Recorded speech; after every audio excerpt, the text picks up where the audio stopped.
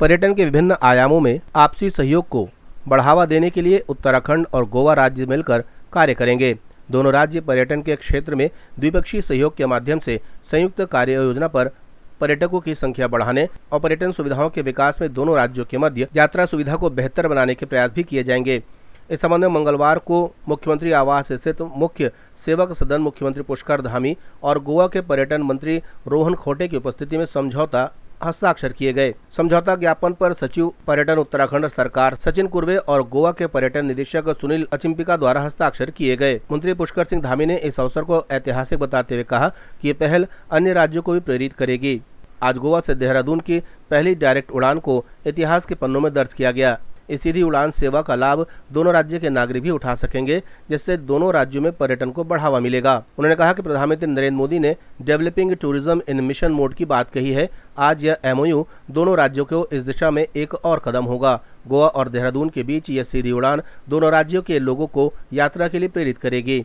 सागर से हिमालय के दर्शन का अवसर पर्यटकों को मिलेगा। उन्होंने विश्वास व्यक्त किया, इस एमओयू के पश्चात दोनों राज्यों को पर्यटन में बढ़ावा मिलने के साथ साथ एक दूसरे राज्यों के समृद्ध संस्कृति विरासत से परिचित होने में मदद भी मिलेगी। उन्होंने कहा कि उत्तराखंड और गोवा दोनों में पर्यटन प्रधान छोटे राज्य हैं। दोनों राज्य आपसी समन्वय से इन अवसरों का लाभ उठा सकते हैं और समस्याओं का निवारण भी कर सकते हैं। मुख्यमंत्री ने कहा कि गत वर्ष 4 धाम यात्रा ऐतिहासिक रही। इस वर्ष भी यात्रा में गत वर्ष की अपेक्षा और अधिक लोग आएंगे।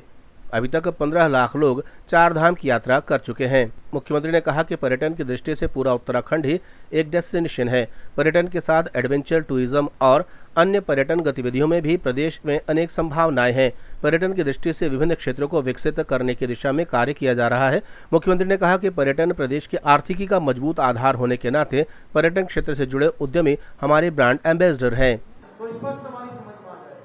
हेमकुंड साहब जाने के लिए पहले कई दिनों की यात्रा करनी पड़ती थी। आने वाले समय में ये सारी की सारी यात्रा केवल और केवल कुछ ही घंटों में रोपवे के माध्यम से संपन्न हो जाएगी।